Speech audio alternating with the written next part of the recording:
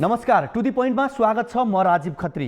बिनु यादव प्रेम चलाउने भारती मानन्दर न्यायका लागि यति बेला सडकमा छन्। न्यायका लागि हार गुहार र लडाईँ गर्नु परेको छ। न्यायका लागि अनसन र सत्याग्रह गर्नु परेको छ। न्यायका लागि पीडितले कष्टकर र हन्डर भोग्नु परेको छ। न्यायका लागि तडपिनु र मर्नु परेको छ। कठै कस्तो नयाँ नेपाल होला। उता गृह मन्त्रालयले रिगलको कैद मिना गर्न पुरानो मिति राखेर निर्णय गरेको भेटियो। गृह मन्त्रालयको बदनियत आपत्तिजनक छ। गृह सचिव र गृहमन्त्रीको राजीनामा तत्काल आउनुपर्ने हो। देश र कानुन भन्दा कुनै ठुलो ज्यान मारेर गुण्डा हुनै सक्दैनन्। यता सर्वोच्चका न्यायाधीश रणबहादुर बमको हत्यामा दोषी ठहर भएका बाबु थापा र रानीबारी हत्याकाण्डमा दोषी ठहर भएका मनराज गुरुङलाई कैद मिना दिने चलखेल भइरहेको छ र संविधान दिवसमा छुटाउने प्रयास असफल भएछ।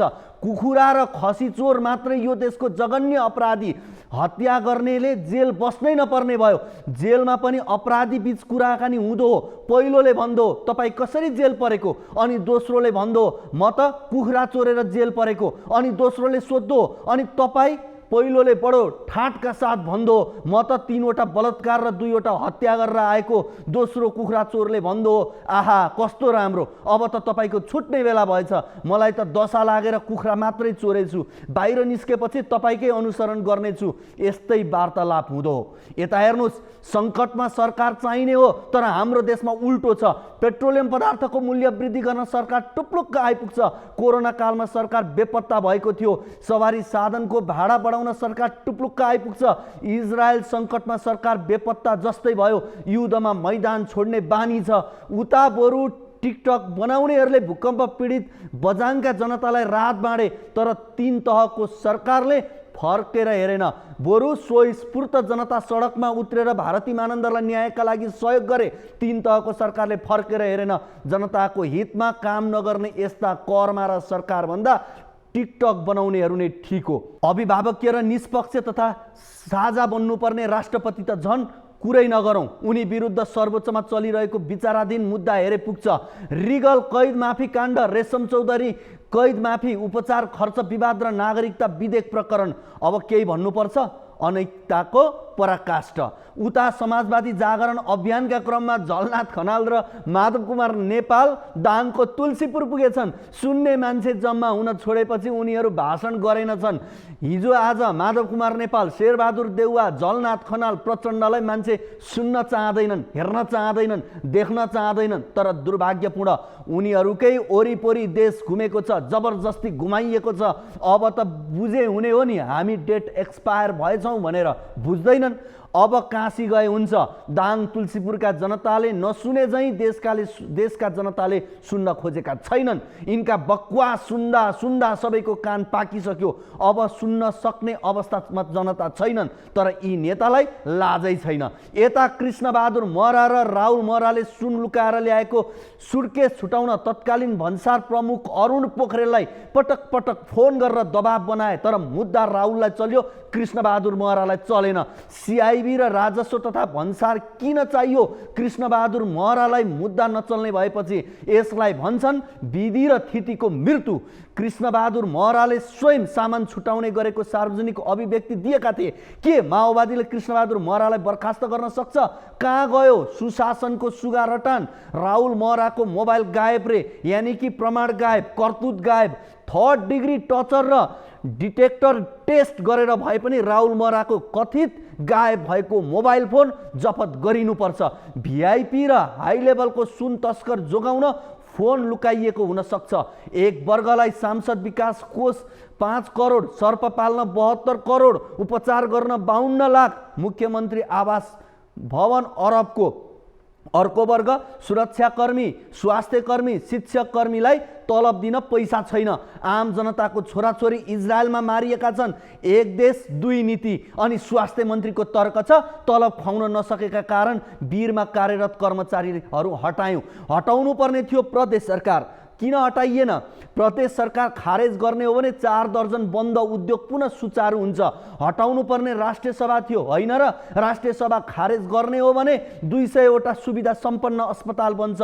हटाउनु पर्ने समानुपातिक कोटा थियो होइन र? प्रतिनिधि सभाको समानुपातिक कोटा खारेज गर्ने हो भने 100 भन्दा बढी आधुनिक स्कुल बन्ने रहेछ। स्वास्थ्य कर्मी हटाउँदै, शिक्षक हटाउँदै, प्राविधिक हटाउँदै, विज्ञ हटाउँदै, रिगल छुटाउँदै, रेशम छुटाउँदै, ल्यारकाल भर्ती गर्दै नयाँ नेपाल वीरबाट 276 जना कर्मचारी हटाइयो। जनतालाई उपचारमा शास्ति छ। यता हेर्नुहोस्, रिगलको रिहाई लगत्तै कालो मसो दल्ने काम अर्थात् सार्वजनिक हुल हुज्जत अर्थात् कुशासन बढ्दो छ। सुशासन हुन्थ्यो भने खोइ कालो मसो दल्ने गुण्डाहरू पक्राउ परेका। अपराधीहरूको मनोबल र हौसला बढेको देखेर कानुन लजायो, आफ्नो कार्यान्वयन नभएको देखेर अपराध मैत्री शासन हमास प्रवृत्ति यता पनि छ। कहिले कालो दल्छन्, कहिले नरसंहार गर्छन्, कहिले खुँडा हान्छन्, कहिले सुन तस्करी गर्छन्। अन्य देशमा भएको भए आतंककारीको बिल्ला लाग्थ्यो। यता राज्यको नीति बनाउँछन्। दुर्गा प्रसाईले बोल्यो कि लोकतन्त्र खतरामा पर्ने, ज्ञानेन्द्र शाह बोल्यो कि लोकतन्त्र खतरामा पर्ने। यो कस्तो लोकतन्त्र हो? कति कमजोर धरातलमा छ यो लोकतन्त्र। वाक स्वतन्त्रता बिनाको शासनलाई हिटलर तन्त्र भनिन्छ। हिटलर तन्त्र असत्यको बाटो हो, आयु क्षणिक हुन्छ। सत्यको शक्ति ननाप। महेश बस्नेत र रिगलहरूका कारण हो पुराना पार्टीप्रतिको वितृष्णा बढेको, पुराना पार्टीप्रति घृणा फैलिएको, पुराना पार्टीप्रति आक्रोश चुइलिएको। जनताको तागत अब ननाप। दर्शकवृन्द, टु द पोइन्टमा हामी समसामयिक विषयवस्तुमा यस्तै अर्जुन दृष्टि राख्छौँ। आज हामीले विभिन्न राजनीतिक विषयवस्तुहरू सहितका सामग्री लिएर आएका छौँ। कार्यक्रमको सुरुवातमा कुरा गरौँ महरालाई उन्मुक्तिको सन्दर्भ। भेप मार्फत भएको सुन तस्करी प्रकरणको अनुसन्धान प्रतिवेदन सरकारी वकिलको कार्यालयमा पुगेको छ।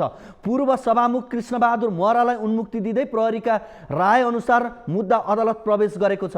पूर्व सभामुख महरा पुत्र राहुललाई मुद्दा चलाउन राय दिएको प्रहरीले चिनिया नागरिकको सुन तस्करी प्रकरणमा नाम जोडिएका अन्यमाथि भने किन मौनता साधियो? यो प्रकरणमा राहुल मात्रै दोषी देखिएका हुन् त?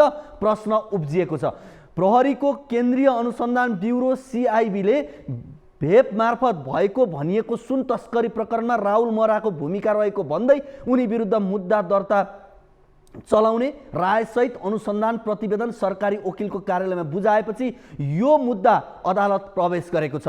सुन तस्करी प्रकरणमा सञ्जाल नै विस्तार गरेका दाओजिन वाङलाई सहयोग गरिरहेका राहुल विरुद्ध मुद्दा चलाउने राय दिएपछि फोन सम्पर्क गरेको स्वीकार गरेका कृष्णबहादुर महरामाथि मुद्दा नचलाउने राय अनुसार नै मुद्दा काठमाडौँ जिल्ला अदालतमा पुगेको छ। महराले वाङलाई फलफुल व्यापारीको रूपमा चिनेको दाबी गरे जस्तै राहुलले पनि त्यसरी नै चिनेको बताइरहेका छन्। त्रिभुवन अन्तर्राष्ट्रिय विमानस्थलको भन्सारसम्म पुगेका राहुलले विभिन्न दबाब दिएको समेत बयानमा देखिन्छ। वाङका सवारी चालकले दिएको बयानले पनि राहुलले भेप छुटाउन कसरत गरेको विषय खुलेको छैन। तर भेपमा सुन भए नभएको थाहा नपाएको दाबी गरेका राहुलले आफूले प्रयोग गर्दै आएका 2 पुराना मोबाइल नै प्रहरीमा बुझाएनन्। यसले पनि राहुल भेप प्रकरणमा सहभागी रहेको प्रहरीको दाबी छ। तर एउटै छतमुनि बस्ने बाउ छोरा बीच यो विषयमा कुरा नै नभई राहुल एक्लैले भन्सार कार्यालयसम्म पुग्ने हिम्मत गरे होला नि त? प्रश्न उब्जिएको छ। हेरौँ यो रिपोर्ट। त्रिभुवन अन्तर्राष्ट्रिय विमानस्थल भन्सार कार्यालयमा नियमित जाँचका क्रममा गत माघमा 2वटा सुटकेसभित्र 23 बट्टामा रहेको 730 थान ई सिगरेट बरामद भएको थियो। जाँच गर्दा त्यसमा सुन भएको थाहा भएपछि भन्सारका नायब सुब्बाको मेलेमतोमा गोदाममा भएको भेप साटफेर गरेर 9 किलो सुन बिक्री गरेको खुलेको थियो। भेप साटफेर भएको थाहा पाएपछि प्रहरीले अनुसन्धान गर्दा बरामद भएको भेपमा करिब 9 किलो सुन भेटिएको र त्यसमा बिक्री गरेको खुल्न आयो। विद्युतीय सिगरेट भेप प्रकरणका नामले चर्चा भइरहेको यो प्रकरण त्रिभुवन विमानस्थलबाट ब्रेक्सु मार्फत 60 किलो सुन अवैध आयात भएपछि केही छायामा परेको थियो। तर प्रहरी संगठित अपराध, अपराधी विश्वासघात र भन्सार चोरी पैठारी तर्फ अनुसन्धान गरिरहेको थियो। यो प्रकरण अझ चाखलाग्दो किन पनि बनेको थियो भने नेकपा माओवादी केन्द्रका उपाध्यक्ष कृष्णबहादुर महरा र उनका छोरा राहुल महराले विमानस्थल भन्सारमा रोकिएको भेप छुटाउन बारम्बार फोन मार्फत प्रयास गरेको प्रहरी अनुसन्धानबाट खुलेको थियो। तर महरा बाबु छोरा माथि अनुसन्धान गर्न प्रहरी हिचकिचाए। पछि चौतर्फी दबावका कारण बाध्य भएर सरकारले राहुल महरालाई पक्राउ गरेर अनुसन्धान गरेको थियो। तर विमानस्थल भन्सारका उच्च अधिकारीसँग बारम्बार फोन सम्पर्क गरी सामान छुटाइदिन आग्रह गरेका पूर्व सभामुख कृष्णबहादुर महरालाई प्रहरीले पक्राउ गरेन। सुन ल्याउन चिनिया नागरिक लुई र कृष्णबहादुर महरा बीच 11 पटक सम्पर्क भएको समेत प्रहरीको अनुसन्धानले देखाएको छ। प्रहरीको केन्द्रीय अनुसन्धान ब्युरो CIB ले जिल्ला सरकारी वकिलको कार्यालयमा रायसहितको अनुसन्धान प्रतिवेदन बुझाउँदा नै पूर्व सभामुख महरालाई चोखो देखाएको थियो। बुधबार जिल्ला सरकारी वकिलको कार्यालयले महराका छोरा राहुल लगायत 4 जनालाई प्रतिवादी बनाएर मुद्दा दर्ता गर्दा सोही अनुसार गरेको छ। महरा यो प्रकरणमा चोखो रहेको निष्कर्ष प्रहरीको छ। CIB सँगको बयानमै आफूले पटक पटक फोन गरेर सामान छुटाइदिन आग्रह गरेका स्वीकारेका महरालाई प्रमाणको अभावमा मुद्दा नचलाइएको प्रहरी अधिकारीहरू बताउँछन्। प्रहरीसँगको बयानमा कानुन अनुरूप छुटाइदिन मिल्ने रहेछ भने छुटाइदिनु भनेर फोन वार्ता गरेको महराले बताउँदै आएका छन्। टेलिफोन सम्पर्कका आधारमा मात्र महरालाई मुद्दा चलाउने स्थिति नदेखिएको प्रहरी अधिकृतहरूको तर्क छ। बुधबार सरकारी वकिलको कार्यालयले दर्ता गरेको मुद्दामा कृष्णबहादुर महराका छोरा राहुल भनिने रेशम महरा, चिनिया नागरिक दाओजिन वाङका सवारी चालक लोकेन्द्र पौडेल थुनामा रहेका बेल्जियम नागरिक दावा छिरिङ र फरार बौद्धकी नेमा गुरुङलाई प्रतिवादी बनाइएको छ। अदालतमा मुद्दा दर्ता भइसकेको अवस्थामा यसमा संलग्नलाई अदालतले कस्तो कारबाही फैसला गर्छ त्यो पछिको विषय हो। तर हाल कृष्णबहादुर महरालाई प्रहरी अनुसन्धानले चोखो देखाउनुमा भने कतिपयले आशंका व्यक्त गरेका छन्। सरकारले विगतमा नक्कली भुटानी शरणार्थी तथा ललिता निवास प्रकरणको छानबिन गर्दा समेत आफू निकटका व्यक्तिलाई चोख्याएर पूर्वाग्रही अनुसन्धान गरेको आरोप लागेको थियो। 60 किलो सुन प्रकरण र नक्कली सिगरेट प्रकरणको छानबिन पर्याप्त नहुन सक्ने आशंकाले प्रमुख प्रतिपक्षी दल नेकपा एमाले माग गरेको उच्च स्तरीय छानबिन समिति गठनमा सरकारले गरेको ढिलाइलाई समेत यससँग जोडेर हेरिएको छ। हाल उक्त आयोग गठन भएर काम गर्न थालिसकेको छ। यसले दुवै सुन तस्करी प्रकरणमा पूरक अनुसन्धानदेखि यस्तै प्रकृतिका सुन तस्करी र यसमा संलग्न बारे अनुसन्धान गरी कारबाहीको सिफारिस गर्ने कार्याधिकार समेत पाएको छ। त्यसैले प्रहरीको अनुसन्धानबाट छुटे पनि यदि महराको संलग्नता हो भने उच्च स्तरीय छानबिन आयोगले यसलाई पुष्टि गर्न सक्ने आधार बाँकी नै छ। तर दुवै प्रकरणको मुद्दा अदालतमा दर्ता भइसकेका कारण यो आयोगको औचित्यमै प्रश्न उठिसकेको छ। अब कुराकानी गरौँ झलनाथ खनालको। सरकारी ढुकुटी नेताको नाममा सस्ता करोडौं रकम विनियोजन र आर्थिक अपचलन। नेपालमा दर्जनौं यस्ता लुटको सटर छ, जस्तै झलनाथ खनाल फाउन्डेसन, जसले सर्प पालनको नाममा 21 करोड झ्वाम पारेको छ। नेपालले एन्टी भेनम उत्पादन गर्ने भन्दै झलनाथ खनाल स्वास्थ्य विज्ञान प्रतिष्ठानलाई करिब 18 करोड रुपियाँ अनुदान दिएको थियो। न योजना, न विजन, न रूपरेखा, न उद्देश्य, न ड्राफ्ट, न अनुभव, बिना आधार रकम दिएको भन्दै सर्वत्र आलोचना भइरहेको थियो। एकाएक जिउँदो मानिसको नाममा सर्प पालनको बाहनामा राज्यको ढुकुटीबाट करोडौं रुपियाँ विनियोजन गर्यो। त्यो आफैमा नीतिगत भ्रष्टाचार थियो। अहिले सो रकम आर्थिक अपचलनले झलनाथ फाउन्डेसन भ्रष्टाचार गर्नकै लागि खोलिएको पुष्टि भएको छ। झलनाथ खनाल स्वास्थ्य विज्ञान प्रतिष्ठानका अध्यक्ष, महासचिव, कोषाध्यक्ष, सदस्य गरी 7 जना विरुद्ध 17 करोड 98 लाख 33 हजार बिगो कायम हुने गरी भ्रष्टाचारको मुद्दा दर्ता भएको छ। सङ्गठित लुट, तर मुद्दामा झलनाथको नाम नभएको भन्दै आलोचना हुन थालेको छ। हेरौँ यो रिपोर्ट। 73 करोड पैसा ल्याइयो र 73 करोड पैसा ल्याएर झलनाथले सर्प पाल्दैछ भन्छन्। एक थाले मान्छेहरू, मैले आज बोलिरहेको छु नि, कुनै मिडियामा आयो भने त्यहाँ तल लेख्ने 2-4 जना केटाहरू छन्, 5-7 जना केटा छन्, सधैँ तिनीहरू लेख्छन्। फेरि तिनीहरूको पेसा नै त्यस्तै जस्तो लाग्छ मलाई। तिनीहरूले लेख्छन् यो सर्प सर्प सर्प भन्दै लेख्न थाल्छन् है। तर त्यहाँ मेरो न कुनै लगानी छ मित्रहरू, न कुनै त्यसमा मेरो अरू कुनै पेसा व्यवसाय छ।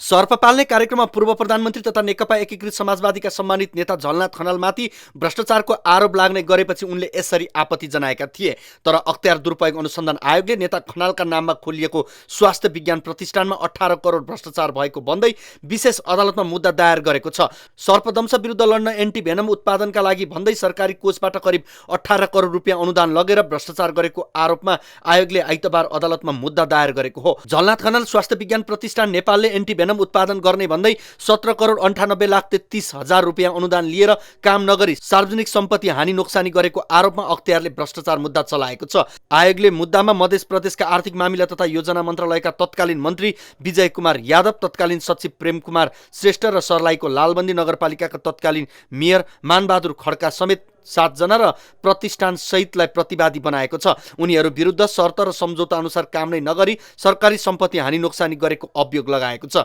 आर्थिक दायित्व शून्य रहेको गैर सरकारी संस्थालाई राज्यको ढुकुटीबाट हुने खर्चको सबै अधिकार रकम हिनामिना गर्ने नियतले नै दिएको अख्तियारको अभियोग पत्रमा उल्लेख छ। सङ्घ र प्रदेशको लागत साझेदारीमा अघि बढाउने गरी घोषणा र तयारी भएको योजनामा त्यस विपरीत गैर सरकारी संस्थासँग सम्झौता गरी अनुदान दुरुपयोग गरिएको अख्तियारको आरोप पत्रमा छ। एन्टिभेनम उत्पादनका लागि सर्लाहीको लालबन्दी नगरपालिकामा प्रतिष्ठानको सहकार्यमा antivenom production and research centre Nepal स्थापना व्यवस्थापन र सञ्चालन गर्न निकासा भएको रकम कामै नगरी हिनामिना गरिएको अख्तियारको दाबी छ। संस्थाले रकम निकालेर काम नगरी रकम हिनामिना गरे पनि एकीकृत समाजवादी पार्टीका सम्मानित नेता झलनाथ खनालको नाममा भने अख्तियारले मुद्दा दर्ता गरेको छैन। 2071 मङ्सिर 19 मा कम्पनी रजिस्ट्रार कार्यालयमा र माघ 23 मा समाज कल्याण परिषदमा उक्त प्रतिष्ठान दर्ता भएको थियो। 2070 को संविधान सभा निर्वाचनमा सर्लाहीबाट निर्वाचनमा उठेका खनालले त्यस लगत्तै सर्पदंश उपचार केन्द्र स्थापना गर्ने भन्दै आफ्नै नाममा प्रतिष्ठान खोल्न लगाएका थिए। यही प्रतिष्ठान मार्फत सर्पदंश उपचार केन्द्र स्थापना गर्ने अवधारणामा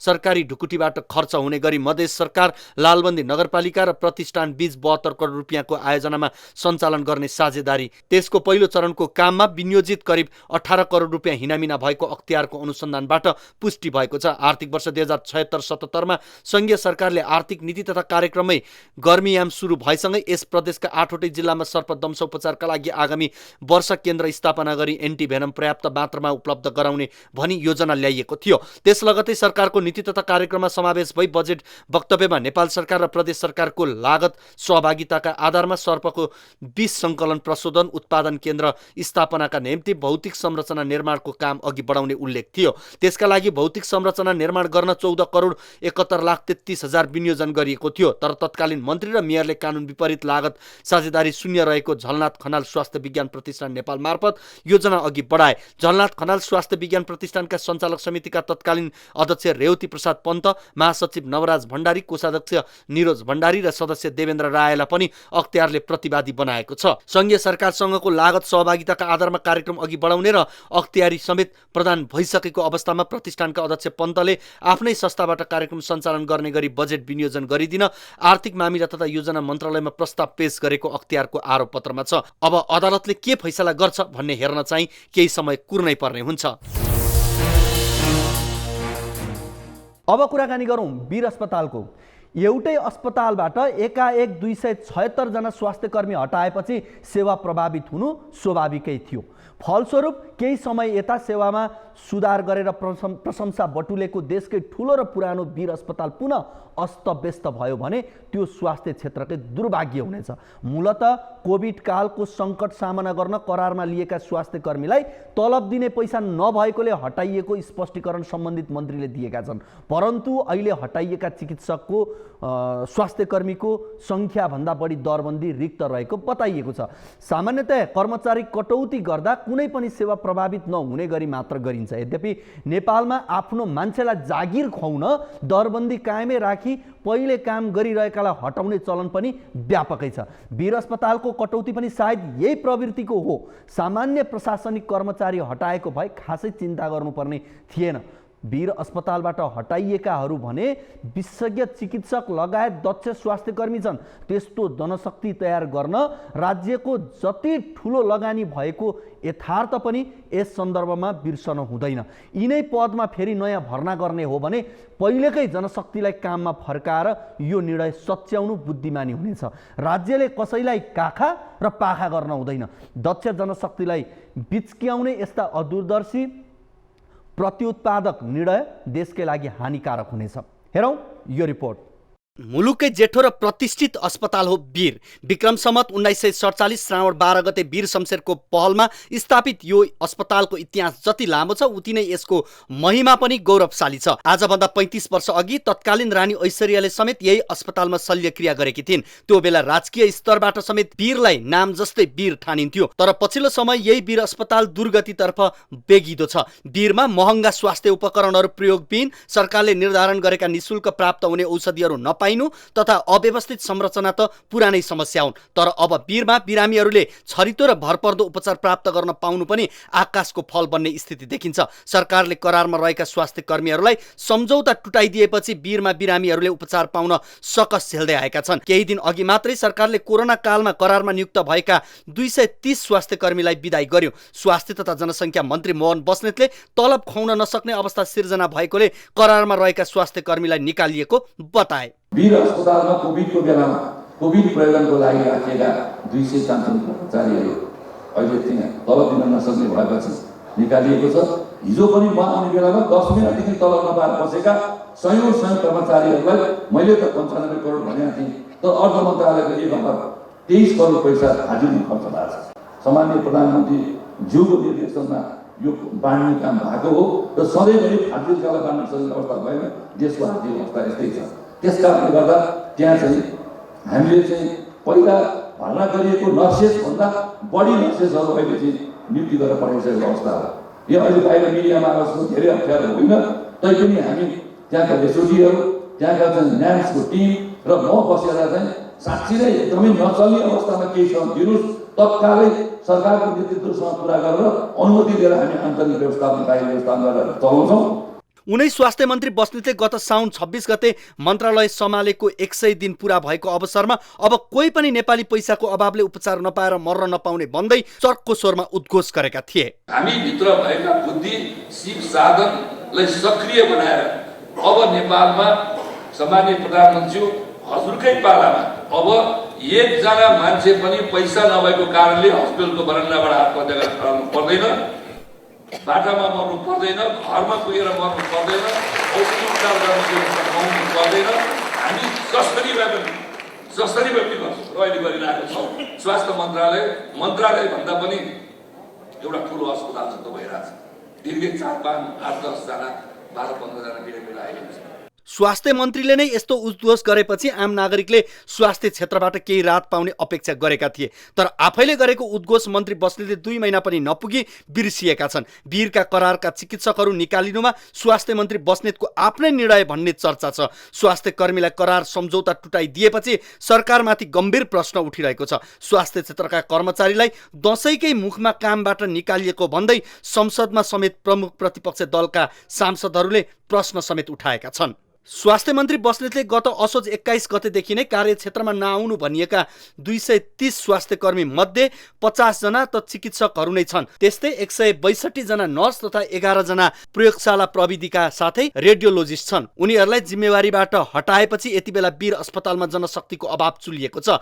नागरिकहरू उपचार पाउनबाट शास्ति भोगिरहेका छन्। स्वास्थ्य कर्मीहरूको बहिर्गमनसँगै वीरका 155 वटा बेड घटाइएको छ। त्यस्तै 55 वटा आइसियु बेड मध्ये 23 मा खुम्च्याइएको छ। भौतिक सुविधासहित चिकित्सकहरूको समेत अभाव खड्किँदा बिरामीहरू प्रत्यक्ष प्रभावित भएका छन्। सरकारको यो कदमप्रति बिरामी मात्रै होइन, वीरको स्वयं प्रशासन समेत सन्तुष्ट छैन। हालको अवस्थामै वीरमा 500 भन्दा बढी स्वास्थ्य कर्मीहरूको दरबन्दी खाली छ, तर सरकारले नयाँ चिकित्सकहरूको नियुक्ति नभइन्जेलसम्म नागरिकको सेवा प्रवाहकै लागि भए पनि करारका स्वास्थ्य कर्मीलाई थमौती गर्नुपर्ने प्रशासनको माग छ, तर यसप्रति सरकार निर्मम बनेको देखिन्छ। कोरोना महामारीका कारण मुलुक सङ्कटमा परेको बेला काममा खटाएर अहिले कुनै ठूलो कारण बिना सम्झौता टुङ्ग्याउनु सरकारको स्वास्थ्य कर्मीमाथि मात्रै अन्याय होइन, यो त आम नागरिकको स्वास्थ्यमाथि पनि खेलबाड हो। नागरिकहरूलाई सुलभ र भरपर्दो उपचार दिलाउनु सरकारको दायित्व हो, तर वीरको यो प्रकरणले सरकारले नै आफ्नो दायित्व फुलेको देखिन्छ। मुलुकै जेठो प्रतिष्ठित र आम नागरिकको स्वास्थ्य उपचारको प्रमुख केन्द्र वीरको दुर्गतिलाई सरकारले सच्याउनु पर्छ। आजको दिनमा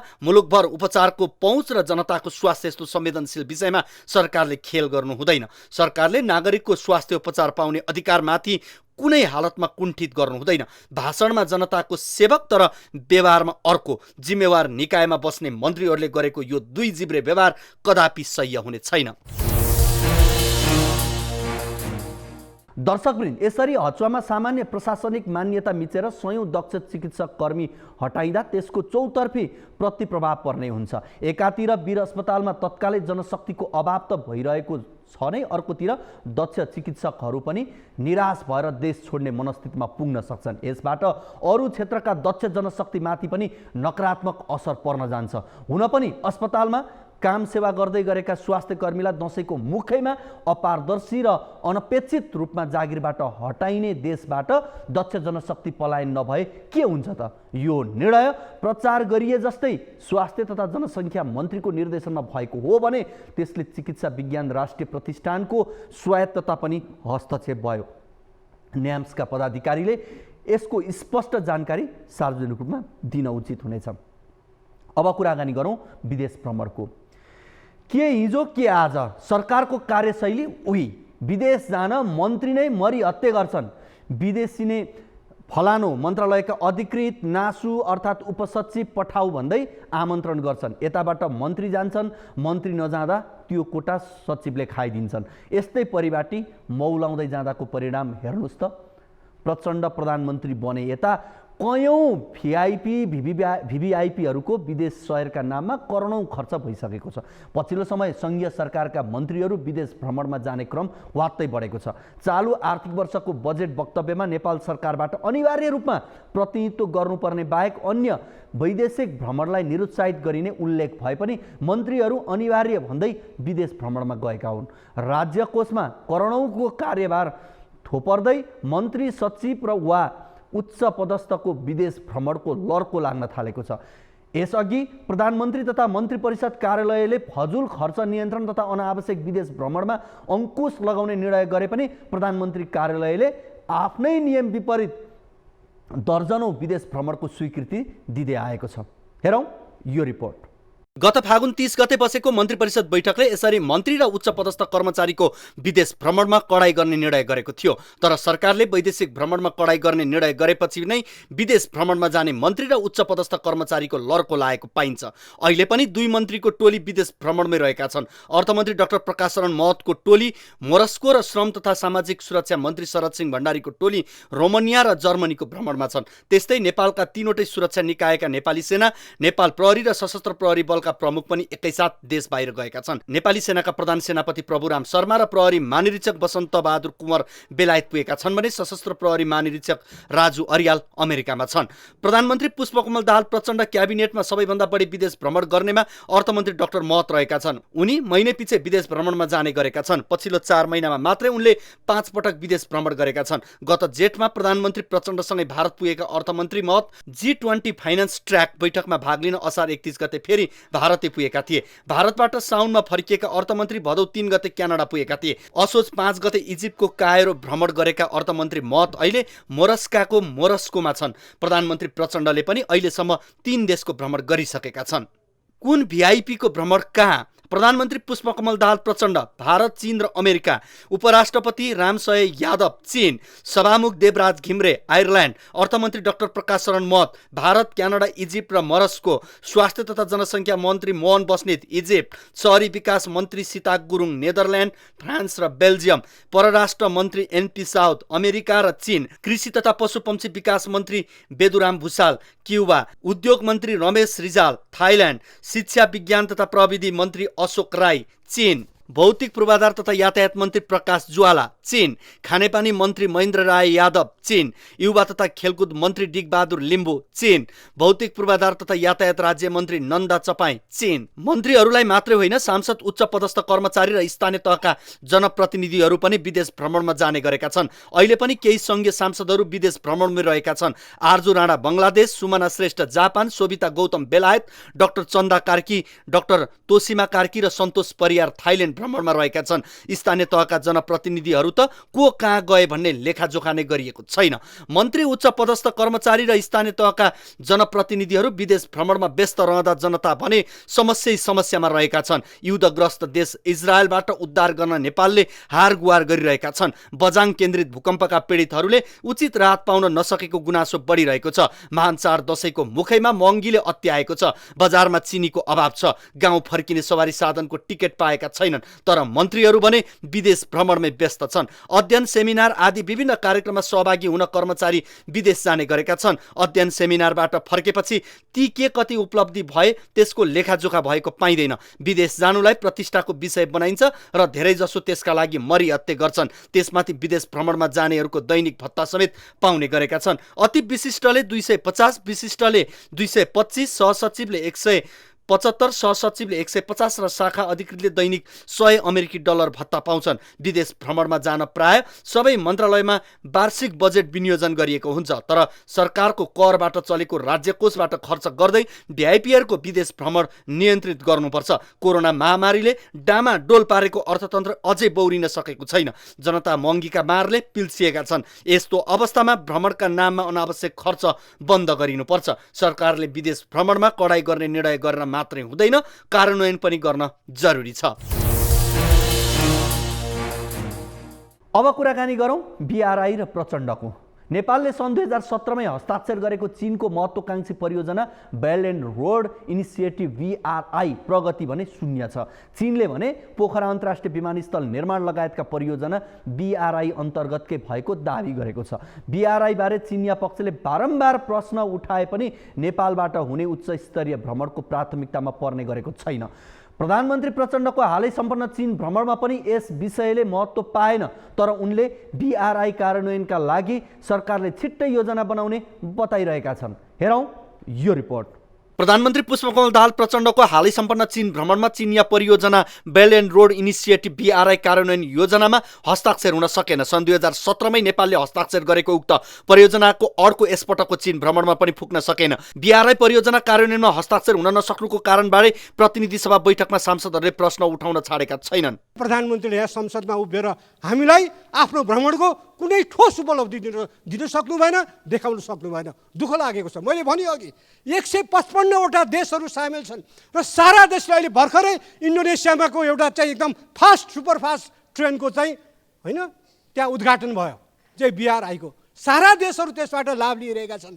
तर यहाँ के भनिन्छ भन्दाखेरि बीआरआईमा गयो भने नेपाल ऋणको ट्र्यापमा, लोन ट्र्यापमा फस्छ, ऋणको पासोमा फस्छ। यता कूटनीतिक क्षेत्रका जानकारहरूले पनि बीआरआईलाई अघि बढाउन नसक्दा प्रधानमन्त्रीको भ्रमणको औचित्यमाथि नै प्रश्न गरिरहेका छन्। मिलिनियम च्यालेन्ज कर्पोरेसन एमसीसी कार्यान्वयनपछि सशङ्कित चीनलाई आश्वस्त पार्न नेपालले बीआरआई योजना पनि अगाडि बढाउनु पर्ने बेला प्रधानमन्त्री स्तरको भ्रमणमा यो विषयले स्थान नपाउनु दुर्भाग्यपूर्ण रहेको परराष्ट्र मामिलाका जानकारहरू बताउँछन्। जुन किसिमका 12 र 1+1 होइन त्यो सम्झौता भयो, त्यसले चाहिँ त्यसमा खासै ठुलो केही पनि नयाँ चिज पनि छैन। कूटनीतिको हिसाबले हेर्नु छ भने हाम्रो रूपमा असफल भयो भन्ने बुझ्नुपर्छ। किन भन्दाखेरि जस्तो चीनको सबैभन्दा ठुलो ग्रान्ड प्रोजेक्ट सी जिनपिङ जब सत्तामा आउनुभयो 2013मा, उहाँले ल्याएको कन्सेप्ट भनेको बीआरआई हो, बेल्ट एन्ड रोड इनिसिएटिभ। त्योभित्र 60भन्दा बढी देशहरू अहिले इन्भल्भ भइसकेका छन्। नेपालले पनि 2017मा त्यसमा हस्ताक्षर गरेका छ। 2014मा त समाचारी पत्रमा त्यसमा हस्ताक्षर गर्यो। यद्यपि प्रधानमन्त्री प्रचण्डले भने आफ्नो चीन भ्रमणका क्रममा बीआरआई कार्यान्वयनबारे पर्याप्त छलफल भएको बताउँदै आएका छन्। आइतबार मात्रै पनि बीआरआईको 1 दशक व्यापार, लगानी र सम्पर्क सञ्जाल शीर्षकको काठमाडौँमा आयोजित सेमिनारलाई सम्बोधन गर्दै प्रधानमन्त्री प्रचण्डले भ्रमणका क्रममा राष्ट्रपति सी जिनपिङ, प्रधानमन्त्री ली छ्याङसँग द्विपक्षीय हित तथा चासोका विषयमा छलफल र कुराकानी भएको उल्लेख गरे। उनले गरिबी निवारण तथा चीनले अगाडि सारेको दिगो विकास तथा साझा समृद्धिको अवधारणा बीआरआईबाट नेपाल लाभान्वित हुन चाहेको समेत औँल्याए। कार्यान्वयन योग्य परियोजना छनौट र कार्यान्वयन हुने गरी बीआरआई सम्बन्धी विकास निर्माणका परियोजना अगाडि बढाउन जरुरी छ। यो नेपाल सरकारको स्पष्ट धारणा पनि हो। यसबीचमा बीआरआई परियोजना अघि बढाउन केही ढिलाइ भएका प्रश्नहरू पनि छन्। नेपालसँगको आर्थिक, सामाजिक, सांस्कृतिक तथा जनस्तरको सम्बन्धलाई प्रवर्धन गर्न आफ्नो ठाउँबाट भूमिका खेलिदिन चीनिया पक्षले आग्रह गरेको प्रधानमन्त्रीको भनाइ छ। अमेरिकी परियोजना एमसीसी संसदबाट अनुमोदन गरिएसँगै चीन नेपाली पक्षसँग सन्तुष्ट हुन सकेको छैन। एमसीसी कार्यान्वयनमा आइसकेपछि चीनले बीआरआईमा पनि जोड दिँदै आएको छ। नेपालले एक चीन नीतिप्रति प्रतिबद्ध रहेको बताए पनि पछिल्लो समय नेपालले अमेरिकाको साथमा रहेको बुझाइ चीनिया पक्षको छ। तर चीन भ्रमणमा बीआरआई बारे प्रवेश नै गर्न नचाहेका प्रधानमन्त्री प्रचण्डले नेपालमा बीआरआई बारे जोड दिँदै दोहोरो भूमिका निभाइरहेका छन्। त्यसैले नेपालको विकास र समृद्धिका लागि र छिमेकी मुलुकसँगको सम्बन्धलाई प्रगाढ बनाउन पनि नेपालले बीआरआई परियोजनालाई अघि बढाउनु पर्ने देखिन्छ। दर्शकवृन्द, हामी यो कार्यक्रम हप्ताको 2 पटक आइतबार र बिहिबार लिएर आउँछौँ। आजको टु दी पोइन्टबाट बिदा लिन्छु। हवस् त, नमस्ते।